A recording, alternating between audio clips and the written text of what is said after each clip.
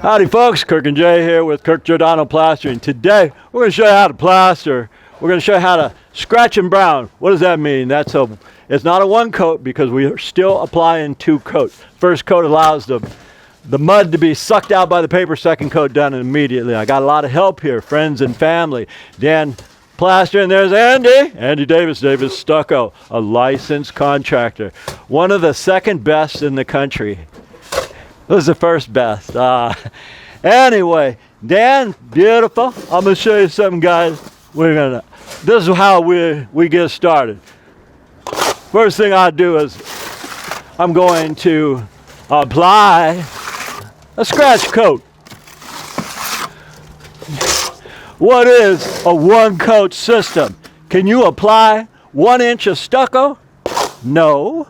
Can I apply 1 inch of stucco? No.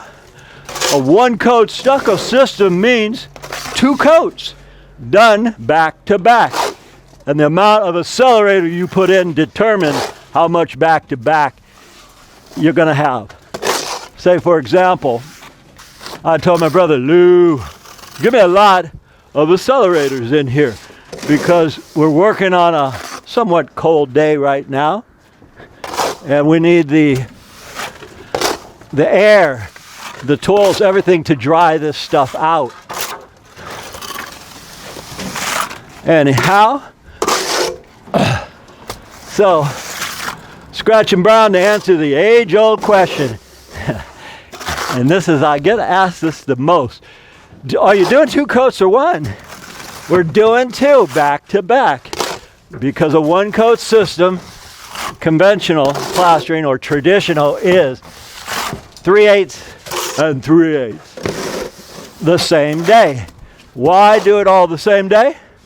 It's stronger. It's much stronger. And it depends, again, on accelerators you apply in here. I'm having fun today. I'd rather do this than hang out with my buddies. Actually, I'm hanging out with my buddies today because we're all here having fun. They got a lip here, and this coat right here is 3/8 of an inch thick. What happens if it's 1/8 or ½ inch? Nothing. You just adjust with your next coat. And what I like to do, guys, is do the perimeter. I'm doing the perimeter with a hawk and trowel. And right here, I start at the bottom to fill the corner aid. What happens if I start at the top to fill the corner aid? That's a trick question, guys. Because if I start here, it'll drop right between the corner and end up on the ground. So you put a lot on the corner aid. You fill that first.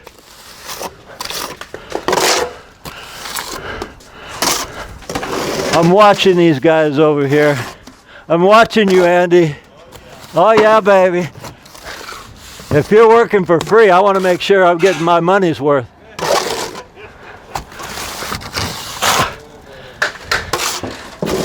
This is my system, guys. Most folks do it your own way, but this system has been tried and proven for 40 years, 50 years, 60. What type of material am I using?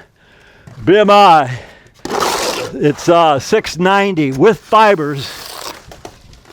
The fibers, folks say, gee whiz, how much strength do you get with the fibers? I'd say about 5 to 20% more. I was going to grab a cheater. Maybe I still will. Jay, can you pass me a cheater, please? I think it's in the truck. No, right here. Either one of those guys right there. Yike! Beautiful, beautiful, beautiful. Man. Okay. Always wet your tools, guys. Got to wet the tools, wet the derbies, wet the rods. Okay, get this out the way. I got it, Jay, thanks. It ain't gonna fall. Got it jammed on the glass. Okay. All right.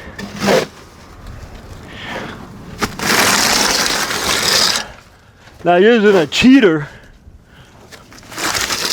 or a go devil.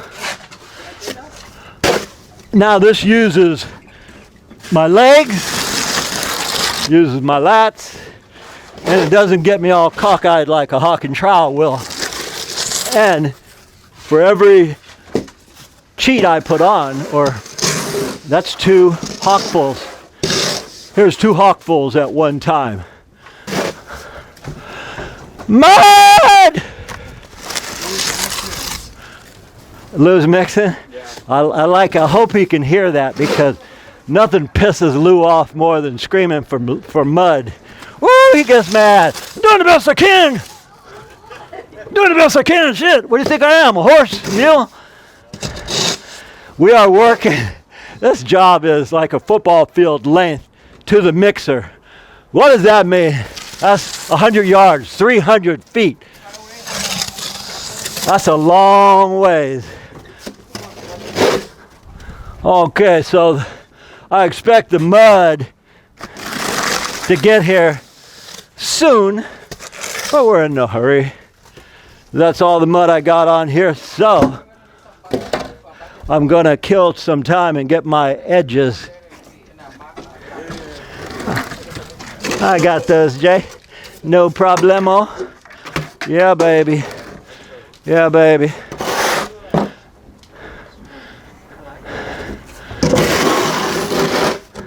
What do you say, guys? This mud's a little loose, ain't it?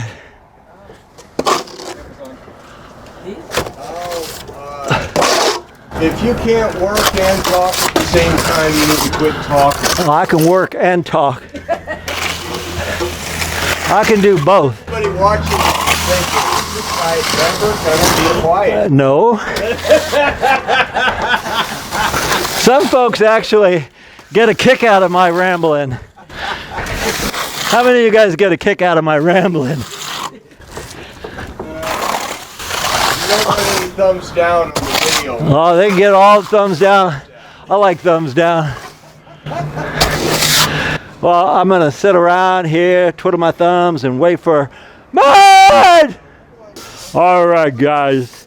I'm going to apply the second coat. Is it completely ready? No. Do I have to put scratch lines in it? No. This is a same-day system. One of the strongest in the country. So, I'm just going to put my second coat on. And you guys might say, hey, how many back-to-back systems are there? Well, there's Green Core USA, sold by Quikrete at HD and Lowe's. There's Rapid Set, there's Eisenwall, there's BMI 690. All of them are same-day systems, and all of them are almost double the strength of a scratch coat. You wait, and then you apply the brown coat. Why doesn't everybody do it? It gets expensive. A bag of, say, what's that? Luminite is about $70 today. So it's a matter of cost too. A lot of people say, man, I don't want to spend that kind of money, that kind of dough on a one coat system. I can save a lot of money if I do back to back. Have a little bit more mud here, Dan, please. Oh yeah. Come on, man. Come on, Andy. Come on, Andy. Shit. All right. Now I'm almost as full as I want to be right here. I'm gonna get technical, guys. Right here, I'm putting mud on, but I'm not gonna put it on right here because this is gonna be already an inch, so I want a ½ inch to feather into. Technical stuff there that nobody will understand, but that's okay. And notice this system too. I actually did a video explaining this particular system. We'll put that in the description if you're curious, because this isn't your conventional lath and plaster system. This is more of an EFIS type of system. This is polystyrene board. Woo! Oh, look at, man, I'd like to film that. These guys are laying down on their back. We got a roof that's this thin, and so they're plastering. I told them I'd do it, except I don't bend that way anymore. They're going underneath a soffit, and they have to lay on their back to get it, which takes some tricky trowel movement. Anyway, those days are, I'd rather do this. It's easy. It's working, standing up without having to bend down and break my back, or bend like a contortionist, like the guys up on that roof are doing. You guys are great. They're like saying, all right, in a minute now, I'm going to put another coat, or I'm a rod or derby, or in the UK they call it rodding, we call it derby in here. Same thing, I'm going to make this wall level. We call that true and plumb rodding. Can this fall? Yes. Why? Well, we're a little wet, wetter than I like to be, but that's okay. Sometimes we're a little wet, a little soupy, sometimes we're stiff. If it's a little wet, guys, you need a lot of skill, but guess what? I'd rather use skill than muscle any day. So because this is a little wet, it could drop. I could be putting on it, and you don't have to. I can tell when guys are working around the corner and they put it on and it's too wet. It's like cows crapping on flat rocks. You can hear it fall. It's just like plop. So right here, it's a little wet, but I'm being gentle with it. How much mud am I putting on right here? There's about an inch. What happens if it's an eighth of an inch under or over? Trick question. Nothing. I'm using my guide here. These are our guides, the corners. So I'm using the corners, and then we're coming here. Blam, hitting the ceiling. Taking this, blam. And if I keep playing with this, I derby this twice more, it's going to fall right down because it's early in the morning, and the paper isn't absorbing because the sun isn't on it. Now this is done until I come back and hard rubber float it.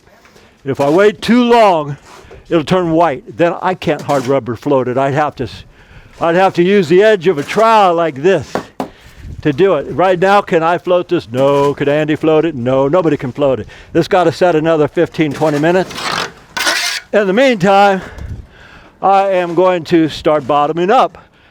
Okay, they finally walked the gauntlet to get here, and that's a long ways. Andy here is helping me because he thinks I'm too slow. Andy Davis Plastering, or Davis Stucco. Second. Soft and supple. Soft and supple. What's that mean? Kurt's been doing even videos, and he's got that Hollywood attitude, but he's getting old, and the wrinkles are starting to show. So we thought we'd get him some facial things. Now my wife went to the mall, and they had this, when she put it on, it's like as soon as they put it on, the wrinkles were gone. And I told Kurt about it, and I thought he'd be a little apprehensive. They told us that it had whale sperm in it. Kurt said, well, I'll try it. And I get a case. Man, give me a case. Look at him. It's amazing, man. And you can see, we put some on him this morning, and he said, oh, wow, it feels so good. And he looks so much better. So it's a win-win for consumers that want to see a smiling face.